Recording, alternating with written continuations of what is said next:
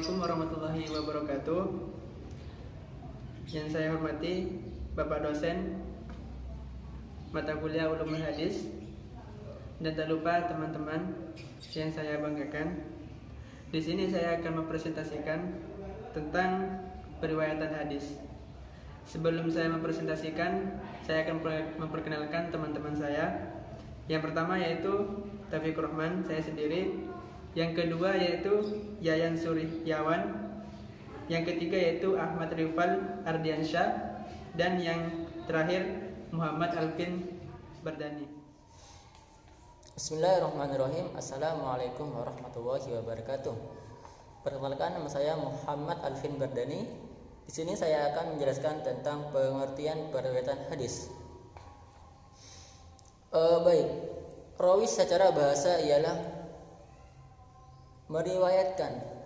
Secara istilah ialah memindahkan atau menulis hadis dengan sanadnya baik laki-laki maupun perempuan.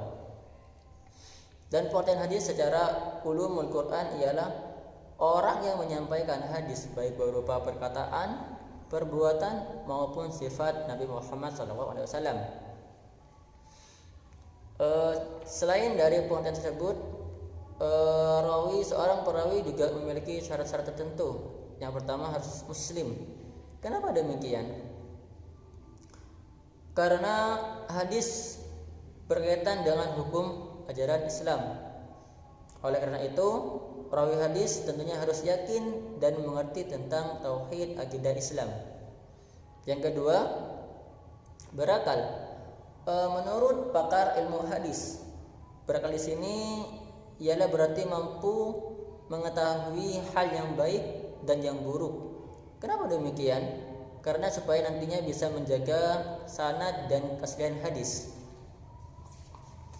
Baik, yang ketiga ialah adabtu atau dabit.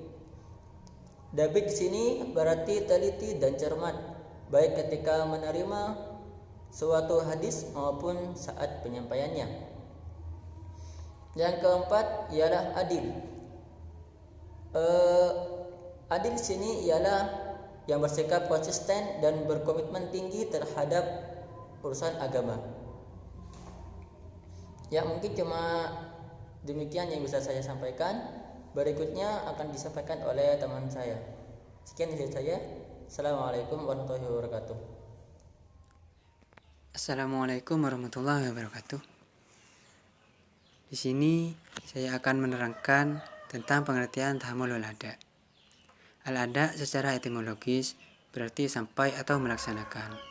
Secara terminologi berarti sebuah proses mengajarkan atau meriwayatkan hadis dari seorang guru kepada muridnya. Menurut bahasa, tahammul berasal dari kata masdar yang berarti menanggung, membawa, atau bisa diterjemahkan dengan menerima. Syarat penerimaan hadis ada 4, yaitu pertama, kelayakan at-tahammul. Kelayakan at-tahammul sendiri ada 3. Pertama, menurut Imam Al-Bukhari, umur minimal 5 tahun. Kedua, menurut Musa ibnu Harun al-Hammal, yaitu apabila seseorang telah bisa membedakan antara himar dengan sapi, maka anak tersebut bisa dikatakan tamyiz. Dan ketiga, bila telah memahami suatu pelajaran dan mampu memberikan jawaban dan memiliki pandangan yang absah meskipun di bawah umur 5 tahun. Dan selanjutnya yang nomor 2, yaitu kelayakan al-ada. Kelayakan al-ada ada 4, yaitu Islam, baligh, memiliki sifat adil, dan ad-dabat. Ad-dabat sendiri yaitu keterjagaan seseorang perawi ketika mendengarkannya serta menghafalnya sejak menerima sampai menyampaikannya kepada orang lain. Warahmatullahi wabarakatuh. Perkenalkan, nama saya Ahmad Rifal Ardiansyah. Kali ini saya akan menjelaskan tentang materi hadis, periwayatan hadis dengan lafal dan makna. Kata periwayatan dikenal dalam bahasa Arab adalah al-riwayat, bentuk masdar dari kata rawa. Definisi kata periwayatan yakni penyebutan penerimaan dan kisah atau cerita dalam arti bahwa kata periwatan dapat didefinisikan sebagai sebuah proses menyebutkan, mengisahkan, menceritakan, atau menerima sebuah informasi tentang sebuah objek. Definisi secara umum yakni segala sesuatu yang disandarkan kepada Nabi Muhammad SAW, baik perkataan, perbuatan, takrir atau sifat-sifatnya, baik sebelum atau sesudah diangkat menjadi nabi. Sedangkan lafal dalam Kamus Bahasa Indonesia, kata ini didefinisikan sebagai cara seseorang atau kelompok dalam suatu masyarakat mengucapkan bunyi bahasa. Kata ini dalam bahasa Arab sama dengan lafal yang bermakna talbihi, mengucapkan atau melafalkan. Sedangkan secara nominan berarti ucapan dalam hal ini yang dimaksud adalah apa yang menjadi ucapan Nabi secara harfiah. Sedangkan makna itu sendiri, kata makna memiliki dua arti dan maksud perbincangan atau penulisan. Pengertian yang diberikan pada sebuah bentuk kebahasaan dalam artian bahwa kalimat yang dimaksud hanya memiliki arti yang dimaksud yang sama tetapi berbeda secara lafal. Periwayatan hadis yang paling tidak memiliki 3 unsur, yakni yang saling terkait, yaitu orang yang menyampaikan atau menceritakan hadis periwayatan, hadis sebagai materi cerita, dan orang yang mendengarkan atau menerima hadis. Periwayatan hadis dengan lafal dan periwayatan hadis dengan makna. Bentuk pertama diartikan sebagai proses penyampaian informasi yang berasal dari Rasul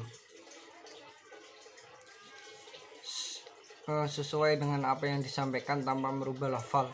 Sedangkan bentuk kedua adalah proses penyampaian informasi yang berkaitan dengan Rasul dengan lafal masing-masing penyampaian informasi dengan tidak meninggalkan esensi makna informasi tersebut. Assalamualaikum warahmatullahi wabarakatuh. Sekian dari materi yang saya bawakan. Presentasi dari teman saya, yaitu tentang istilah dalam periwayatan hadis. Yang pertama yaitu sanad. Sanad di sini mengandung pengertian, yaitu mata rantai perawi hadis yang menghubungkan sampai kepada matan hadis. Yang kedua yaitu lambang periwayatan. Lambang periwayatan di sini yaitu penyandaran berita yang dilakukan oleh setiap pembawa berita dalam mata rantai sanad. Contohnya, yang pertama yaitu haddatsani, yang kedua yaitu sami'tu, dan contoh yang ketiga yaitu akhbirni. Kurang lebih seperti itu. Dan yang ketiga yaitu matan. Matan ialah materi atau lafaz hadis itu sendiri. Dan yang terakhir yaitu mukharrij atau perawi hadis. Dan materi yang terakhir yaitu gelar-gelar ulama hadis, di mana para imam hadis itu mendapatkan gelar-gelar hadis sesuai dengan kemampuan hafalannya, pemahamannya, dan juga ilmu-ilmu yang didapat dari gurunya. Yang pertama itu ada Amirul Mukminin fil hadis, dan yang kedua yaitu ada Al-Hakim. Al-Hakim yaitu dia harus bisa menghafal lebih dari 3000 hadis. Dan yang ketiga yaitu ada Al-Hujjah. Al-Hujjah yaitu keahlian bagi para imam yang sanggup menghafal 300.000 hadis, baik matan, sanad maupun perihal perawi. Dan yang keempat yaitu ada Al-Hafiz. Al-Hafiz di sini para imam hadis yang mampu menghafal atau mempunyai kapasitas hafalan sampai dengan 100.000 hadis. Dan yang kelima yaitu ada muhaddis. Dan yang terakhir yaitu ada musnid. yaitu gelar keahlian bagi orang yang meriwayatkan syaratnya, baik menguasai ilmunya maupun tidak. Mungkin seperti itu materi dari saya, dan saya serahkan kepada moderator. Baik, mungkin hanya seperti itu presentasi dari kelompok kami. Apabila ada yang belum paham atau ada pertanyaan atau pernyataan, bisa disampaikan di LMS. Kurang lebihnya mohon maaf apabila ada salah kata. Wallahul muwaffiq ila aqwamit thoriq. Wassalamualaikum warahmatullahi wabarakatuh.